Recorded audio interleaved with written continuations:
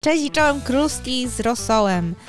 Dzisiaj znowu wrócił do mnie Edwin, wyrodny mąż, i będziemy oglądać dalszą część będziemy oglądać film Rodzinka Jehowych, żebyście się dowiedzieli, jak to być dobrą rodzinką Jehowych. I w ogóle to jest straszne, bo ja już się totalnie zeświatusowałam, bo już mówię na końcu.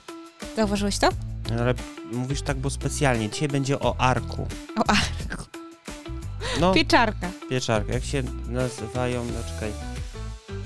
Co mówią kanibale, gdy pieką arka? Pieczarka. Bum. Dobra, zacznijmy. Zobaczmy, co tutaj się dzieje w dalszych losach tej rodziny. Tato, ale to jest ekstra. Tylko szkoda, że nie ma Becky. Pewnie też by się jej podobało. No to jak duża była arka? Nie pamiętam.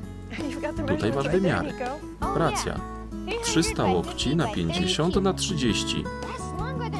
Dłuższa niż boisko, ale o połowę węższa i dużo wyższa niż nasz dom. Zobacz, kto przyszedł. Martwiłem się, że nie dasz rady. To gdzie ta arka? Stoisz dokładnie na środku, na parterze. Szok, ale kolos. Cieszę się, że przyszłaś. Pokażę ci, jak ją mierzyliśmy. Dziękuję, Jehowo. Najpierw techniczne rzeczy. Ile to jest 300 łokci na 50 łokci na 30 łokci? Okej. Kiedyś pamiętam, że było chyba w jakimś artykule podane w metrach to. Ale to nie jest jakby jakaś... Bo każdy ma inny łokieć, nie? Nie, to na pewno nie o to chodzi.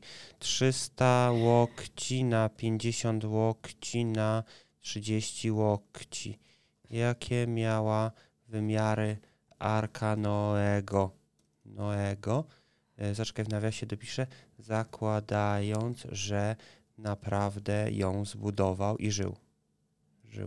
No dawaj. No i co nam odpowiada sztuczna inteligencja? Arka Noego miała wymiary 300 łokci na 50 szerokości. Nie, dalej. Dobra, policzył. Czyli powiedzmy 150 metrów na 25 metrów na 15 metrów. Mhm. Czyli porównywalny do współczesnego dużego statku transportowego. Tak, tutaj nam. No dobra, ale ludzie nie znają statków transportowych. No, oglądałam film, który był. 15 metrów to jest jak wysoki budynek? 5-piętrowy blok. Czyli tak? W sumie blok. No to jest jak blok. Mhm. Taki wielkopłytowy, tak mi się wydaje.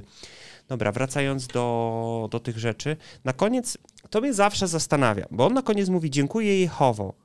Ja tak nigdy nie mówiłam, może dlatego teraz jestem odstępcą. Nie, chodzi mi o to, że dlaczego Jehowa jego rodzinę wspierał, bo co, bo on podjął takie działania, a Jehowa nie wspiera innych rodzin. Albo się modlił o to, żeby Beka przyszła jednak na to studium ich i przyszła, więc teraz był wdzięczny. I to jest w ogóle coś, co świadkowie bardzo praktykują, czyli ciągłe, znaczy, żeby nie było, ja powiedziałam, że nie dziękowałam. Ja nie dziękowałam nigdy tak nago, zawsze mi się to wydawało trochę cringe'owe, ale w duszy oczywiście coś się wydarzyło, nie wiem, miała być kartkówka z matmy, a się nie nauczyłam i nie było to już za wszystko można było dziękować Jehowie, aż do przesady. I to jest coś, co myślę, że bardzo oddziera nas z naszych jakichś takich talentów, umiejętności, bo jak coś dzieje się źle, no to dlatego, że widocznie, nie wiem, za mało się modliliśmy, albo nie działaliśmy zgodnie z naszymi modlitwami, no albo po prostu zawiedliśmy, a jak się dzieje coś dobrego, to zawsze musimy dziękować Jehowie. Chyba że jesteś podłym odstępcą, to jak dzieje się coś złego, to ci Bóg nie błogosławi, a jak ci się dzieje coś dobrego, to cię wspiera szatan. A, no tak. To trochę tak to wygląda. Okej. W ogóle coś jeszcze tutaj zwróciłem uwagę. No dobra, nieważne. Przejdziemy sobie dalej. Będziemy mieli teraz wyprowadzkę tego starszego nadzorcowоду, czy kim tam on był, bo oni będą jechać... w teren. Tak, i teraz będą takie rady... Rady w stylu... To są rady z Biblii, ale trochę tak wydaje mi się, że one są na takiej zasadzie znowu wzbudzania poczucia winy. Weźcie to, obejrzyjcie i powiedzcie, co ty myślicie w komentarzach. Thomas, bardzo dziękujemy za waszą życzliwość. Odzywajcie się, dobrze? Obiecujemy. Będziemy za tobą tęsknić. Ja za wami też.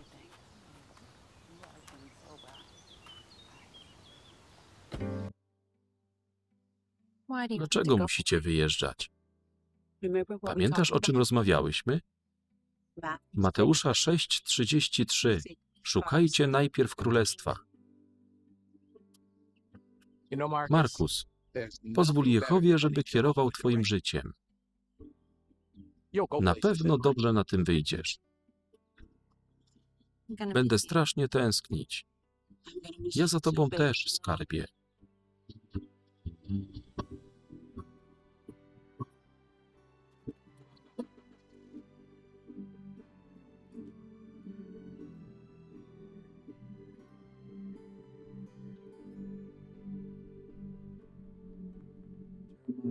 Jeremiasza. No i ty zgodzisz się z moją taką oceną tego?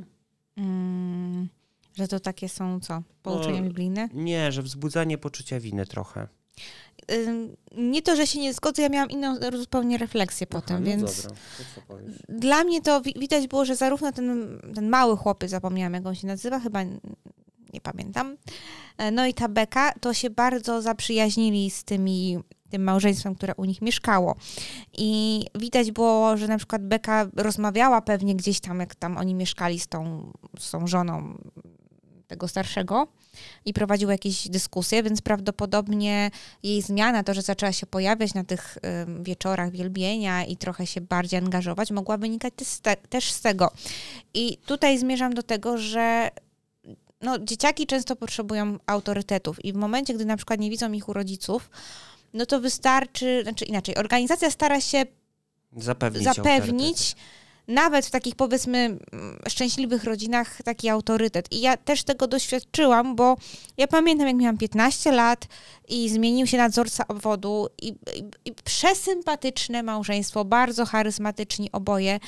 I to był moment mojego duchowego przełomu, bo widocznie byłam w jakimś takim momencie. To jest coś zresztą swoją drogą normalne, że w pewnym momencie dziecko trochę nie chce być jak rodzice przede wszystkim, ale też teoretycznie można się zbuntować, że teraz nagle nie będę chodzić na zebranie, ale ja na przykład w to wierzyłam w jakiś sposób, nie?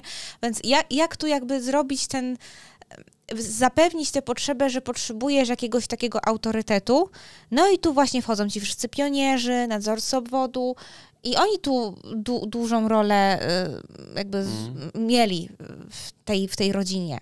I wydaje mi się, że w wielu rodzinach tak jest, że pojawia się jakaś osoba, często na chwilę i ona nagle wyskakuje z jakimiś radami, ma trochę taki powiew nowości, trochę taki, oni jadą teraz przygodę i będą, nie wiem, pojadą gdzieś tam głosić. To ja też myślałam, że jak gdzieś tam będę, nie wiem, spać po jakichś namiotach, czy tam w domkach, bo pojadę do jakiejś dżungli głosić. W życiu bym nie chciała być teraz w dżungli głosić, ale jak się ma 15 lat i się wychowało na książkach podróżniczych Tomka Wilmowskiego, to się tak myśli, że tak będzie fajnie, nie?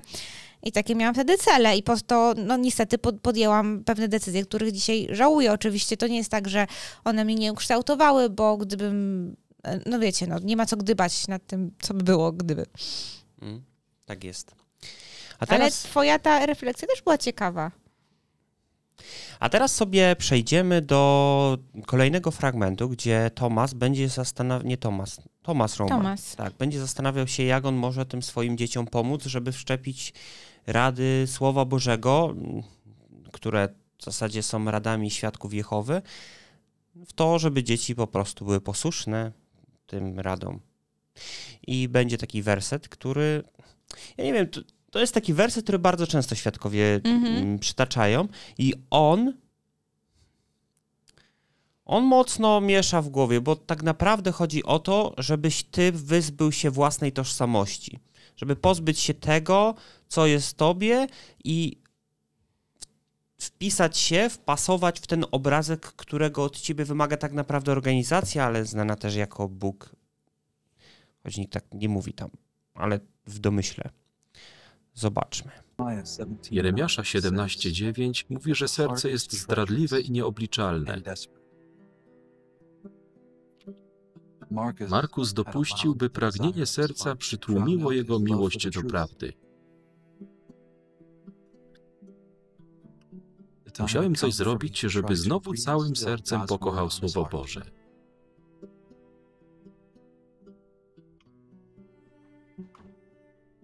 Wiedziałem, że muszę być opanowany, ale stanowczy. Czego chcesz? Po prostu pogadać.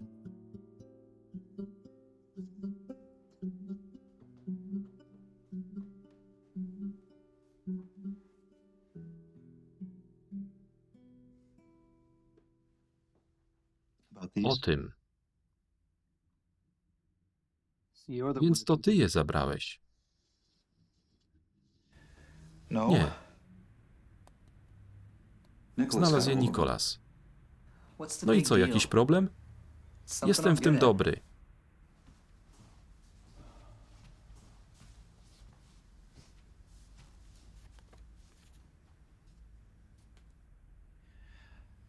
Trochę sobie posłuchałem. Robiłbyś rzeczy, o których mówią te piosenki? Ja tylko piszę muzykę. Potrafię jeszcze odróżnić dobro od zła. To dlaczego inwestujesz swój talent w coś, o czym wiesz, że jest złe?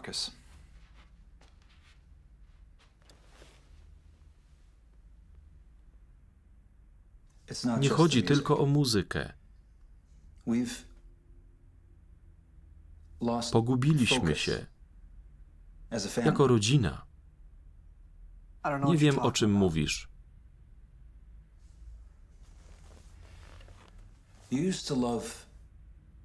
Kiedyś tak lubiłeś chodzić na zebrania. A jak w sobotę byłem zmęczony i nie chciało mi się iść do służby, to ty wierciłeś mi dziurę w brzuchu, aż się ruszyłem. Miałeś w sobie tyle zapału.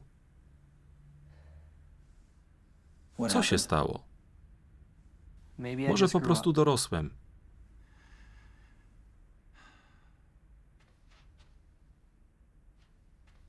Radość nie znika dlatego, że się dorasta. Coś ją zadusza.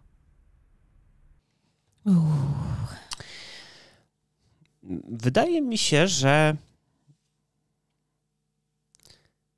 po prostu to nie była radość, a nie, że ona znikła. Tak, tak. To w ogóle sugeruje, że radość da ci tylko chodzenie na zebrania w soboty, do służby w soboty i na zebrania, a jak tego jakby już nie chcesz robić, to nie masz radości w życiu. No, bo on znajduje radość w czymś innym. On znajduje radość w tworzeniu muzyki. I to jest niewłaściwe, bo radość powinien znajdować gdzie indziej. Ja tak to widzę i teraz rolą ojca jest to, żeby go przywrócić na dobre tory.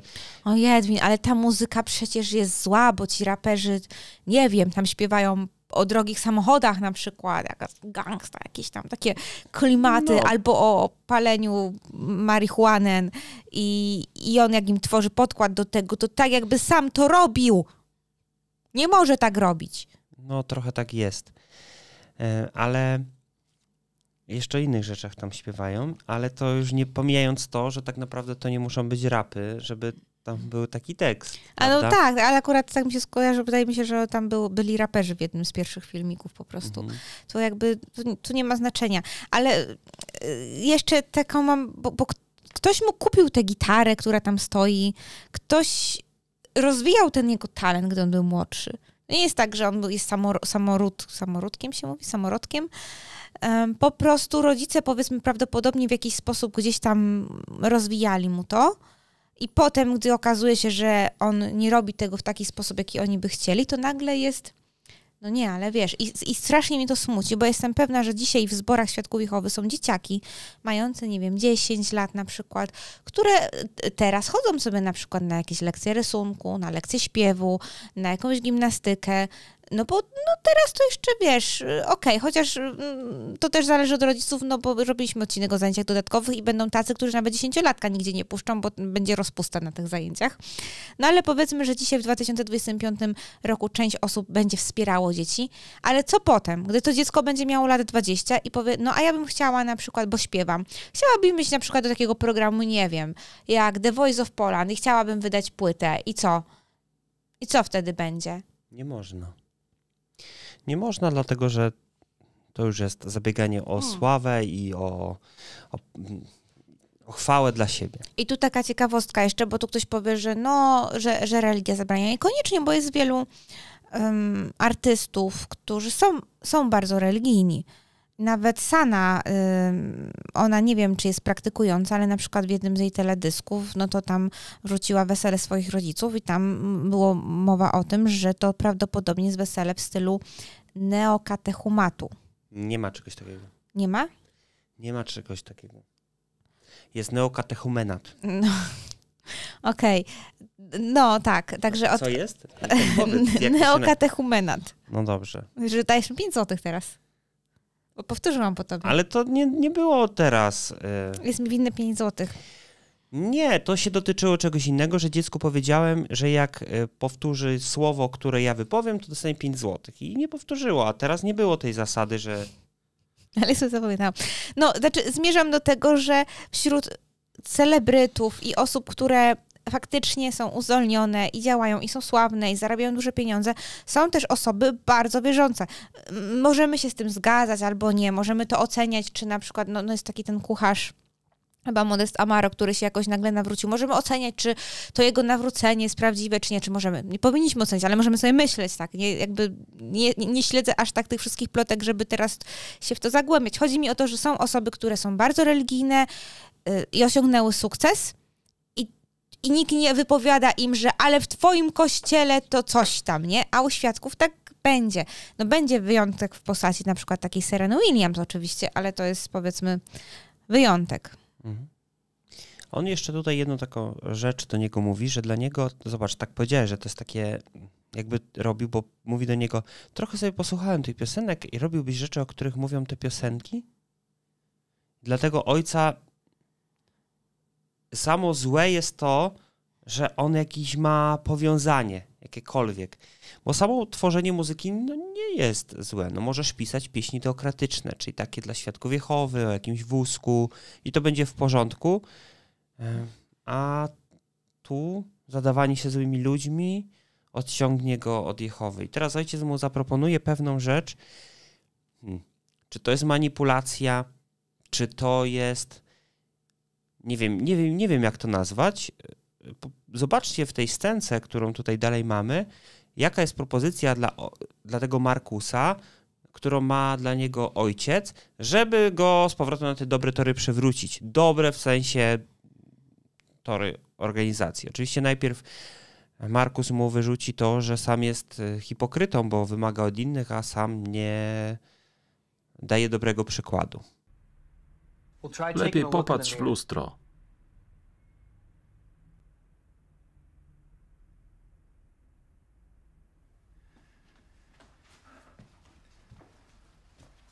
Ostatnio często to robię.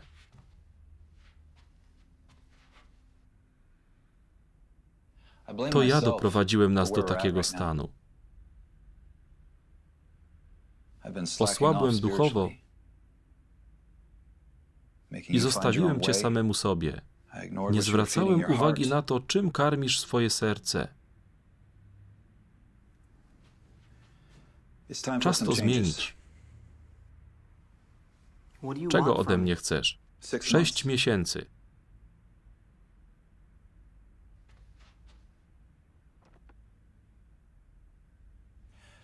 6 miesięcy pełnego zaangażowania. Zebrania, służba, codzienne czytanie Biblii i tak dalej. A potem, jeśli uznasz, że nie jesteś szczęśliwszy niż teraz,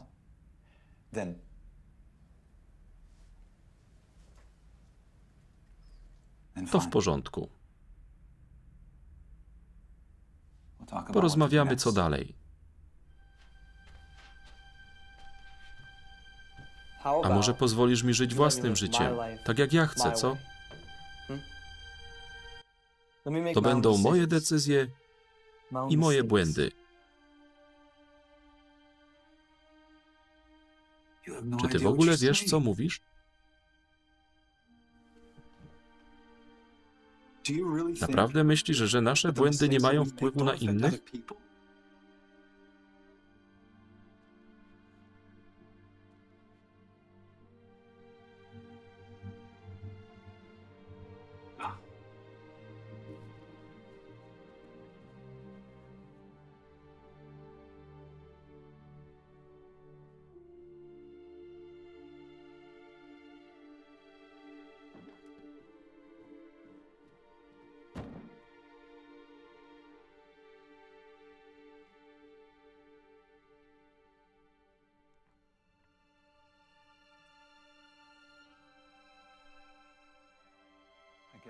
Chyba już czas, żebyś usłyszał całą historię o wujku Markusie.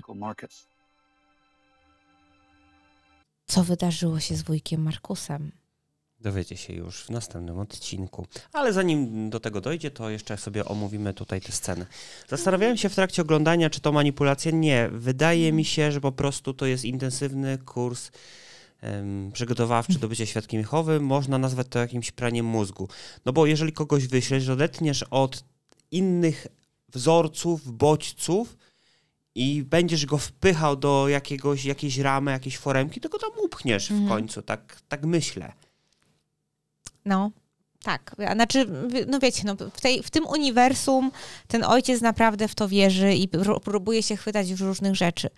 Więc daje niby takie ultimatum, że przez pół roku jesteś naprawdę zaangażowany. Nie pamiętam, jak się ten jakby film kończy, ale zakładam... Dobra, inaczej. Bo Markus, ten młody tutaj, to on jest taki trochę wątpiący, ale on nie jest typowym odstępcą. I on w takiej sytuacji, że trochę mu się tam nie podoba ten styl życia, trochę by wolał co innego, gdyby faktycznie się zgodził na to, że pół roku będzie wkładał sobie te nawyki i będzie poddany temu wszystkiemu, to jestem w stanie uwierzyć, żeby się przekręcił, zwłaszcza, że przekręcił w sensie nawrócił, zwłaszcza, że on ma cały fundament z dzieciństwa. Ale gdyby to była osoba, która już na przykład ma to, wie, że to jest sekta i nie wierzy w to, to wydaje mi się, że taka osoba by znacznie trudniej było w ogóle się zmusić do tego, ale nawet gdyby się zmusiła i wytrwała, to by być może była w stanie zrobić to z takim, udawać po prostu przed innymi, to mam na myśli, potem powiedzieć, dobra, nie byłem szczęśliwszy, bo cały czas udawałem. A tutaj ten Markus, to on no jednak nie ma tego przerobionego. On gdzieś tam w środku jeszcze ma całe te podwaliny i dlatego uważam, że jest bardzo ważne, jak odchodzimy, albo jesteśmy dziećmi świadków, żeby to sobie przerobić, bo nie znamy dnia ani godziny, a będziemy na przykład po 40 i nagle się okaże, że nie wiem, że mamy złe wyniki krwi i nagle nam po prostu twierdzi, dobra, wracamy do Jehowy, bo tam jest zbawienie. I reszta rodziny się bardzo zdziwi. Znaczy ta rodzina nieświadkowska, bo nagle, tato, czemu tam idziesz? No, może tak być. Ale okazuje się, że tak naprawdę Markusowi się propozycja nie podoba i mówi, a może pozwolisz mi żyć moim życiem i popełniać własne błędy. I jako rodzic wiem, że to jest generalnie takie bolesne, bo ty chcesz swoje dzieci uchronić przed pewnymi błędami, ale to jest marzenie ściętej głowy. To jest niemożliwe tak naprawdę, żeby uchronić dzieci przed błędami, które sami popełniliśmy. To jest w ogóle jakaś mrzonka, fikcja totalna. Dzieci i tak zrobią po swojemu. Możemy dać im pewien bagaż wiedzy, bagaż doświadczeń, podzielić się z nimi, a i tak musimy im zostawić tę wolność wyboru, bo to jest ich życie. To nie jest nasze.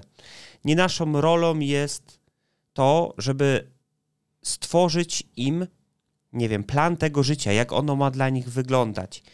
I oczywiście to można rozszerzyć na wiele rzeczy, bo nie wiem, na przykład są osoby, u których ojciec był lekarzem, dziadek był lekarzem, to syn też będzie lekarzem albo prawnikiem i tak dalej. I tam jakby ścieżkę życia, kariery planują. Tak? Albo, już od urodzenia. Tak, zanim się urodził, to już było wiadomo. A jak się rodzisz w rodzinie świadków Jehowy, to raczej żaden rodzic nie zakłada, że no w sumie jak moje dziecko nie będzie chciało być świadkiem, to spoko. Nie, ale to też wynika z tego, że oni bardzo głęboko w to wierzą, że to jest prawda i że wkrótce będzie Armagedon i że wkrótce będzie raj, więc jak to dziecko odejdzie z tej organizacji, nie będzie chciało być świadkiem Jehowy, to dla nich to jest tak, jakby ono umarło, no bo przecież zaraz jest Armagedon, oni będą żyli wiecznie, a to dziecko nie. Stąd takie próby zabiegania o to, żeby nie stracić tego dziecka. Ale jeżeli ono zdecyduje się nie być świadkiem Jehowy, no to oni postanowią zerwać z nim kontakty, podejmą taką osobistą decyzję, po to, żeby to dziecko za nimi zatęskniło i wróciło do zboru. Ale okazuje się, że tak naprawdę to nie jest propozycja. Wiecie? Że to, co powiedział ten Tomasz, to tak naprawdę to miało tylko przyjąć takie pozory, że 6 miesięcy i będzie spoko. Wiesz, Sara, o tym? Nie. Czekaj. Zobaczcie, posłuchajcie. I jeszcze jedno, synu. To nie jest propozycja. Haha, widzicie, tak to wygląda wychowanie. Ale o tym będziemy sobie rozmawiać już za tydzień w kolejnej części. Żeby nie było, ja też dziecko zmanipulowałam. Jak? No, powiedzieliśmy jej, żeby chodziła na salsę i żeby chodziła, chociaż spróbowała. I zobaczymy, czy jak się jej spodoba, to będzie chodzić dalej. No tak, ale jeżeli dziecko powie, że nie chce, to ty nie zerwiesz z nim kontaktu i nie będziesz jej robić, no będziesz ją zachęcać, że jest dobre, ale że to jest dobre, że to jej pomoże, że to ma takie korzyści dzięki temu, że tańczy, ale to nie sprawi, że na przykład jak ona by przestała chodzić, to zerwiecie kontakt. Oczywiście, że nie. Albo to nie sprawi, że będziesz mówić... Nawet się nie obrażę na nią, nawet nie zrobię jej, nie wiem, cichych dni, awantury, no jakby mam swoje motywacje i mogłaby wymienić sobie tę salsę na dowolnie inną rzecz, która by również spełniała pewne rzeczy, które musi zrobić sobie, ale no akurat ta salsa jest pod tym kątem pod ręką, tak, i mamy bingo światusowe. Tak jest, na koniec sobie zaznaczmy, zobaczmy, każdy z was będzie mógł sobie takie wygenerować, zobaczcie jak to działa. Śpiewanie pieśni świadkowskich nie było Kocibor, nie było Egwin grozi brakiem filmików. Czy córki, no to nie jest live, więc w sumie... Tak, ale chcemy wam pokazać, jak możecie sobie do tego zerknąć. Serial na shortach wspomniany? Nie, ale trzeba wspomnieć właśnie, czy oglądacie serial z Judytą i Oliwką? Dajcie znać, kto jest waszym ulubionym bohaterem. I jak chcielibyście, żeby potoczyła się historia? Tak, oczywiście, że bramy o lajki, bo dzięki temu karmić algorytm YouTube'a. Prawda jest taka, że niestety ten algorytm trochę źle o nas myśli z pewnego powodu. Sara narzeka na świecie na wszystko. Dobra, na razie nie czekamy na wasze komentarze, ale zaznaczę, żebyście zobaczyli, jak to działa. Mamy bingo, dzięki temu sobie wpisujemy imię. Sara, zapisz udostępnij. OK. I teraz możecie sobie takiego linka stąd tu skopiować, wysłać, nie wiem, nam, żeby udowodnić albo coś tam. Fajnie, co? No, to tyle. To tyle wam pokazałem w odcinku. Może to być fajna gra. Dowiedziałem się, że wielu twórców by chciało mieć takie własne bingo, tak piszą. Tak? Taki znaczy w sensie, że jako twórca, który robisz bingo na kanale, to mógłbyś mieć własne tutaj swoje hasła i twoi widzowie mogliby z czegoś takiego korzystać. Czyli możemy zrobić... Możemy to sprzedać. Możemy to sprzedać, bardzo tak dobrze. jest. Jeśli znasz swojego twórcę, to możesz mu pokazać takie bingo. To mu zrobimy takie bingo. To znaczy ja tak. Edwin zrobi, bo ja to nie robię takich rzeczy. No, Sara robi inne rzeczy i idziemy je zaraz zrobić. Haha, bo jest już przecież 20. Prawie. Dobra, dzięki wielkie, że to oglądaliście. Dajcie znać, co myślicie o całej tej historii, jak ona się zakończy, co w ogóle myślicie o takich rodzinach, o tych dzieciach, które są wychowywane. I tu jeszcze w sumie już miał być koniec, ale ostatnia refleksja. Ostatnio spotkałam się z komentarzem na TikToku, że no, ja jestem szczęśliwa, ta osoba to napisała, że jestem świadkiem i mnie rodzice nigdy nic nie zmuszali, zawsze dawali wybór. Trudno dyskutować w takiej sytuacji, ja nawet też nie jestem zbyt chętna takim dyskusjom, ale wiem, że w rzeczywistości, że jednak często nie ma takiego ultimatum, bądź świadkiem albo coś tam. Często to jest taki delikatny delikatne sugestie, które cię kształtują przez lata, bo ja też bym o sobie w życiu nie powiedziała, że byłam zmuszona, a jednocześnie nigdy nie widziałam innej alternatywy. Więc to jest coś, co dopiero przychodzi z czasem i jak w tym tkwimy, to wydaje mi się, że to jest jakby ogromny problem, że my myślimy, że to była nasza i tylko nasza decyzja. No. No i oczywiście subskrybujcie ten kanał, subskrybujcie Sarę i Edwina, żeby Sara była szczęśliwa i tyle w sobie. No. Tu macie poprzednie odcinki z tej serii, a tutaj macie odcinek, który był w piątek, czyli rozmowę z Pauliną.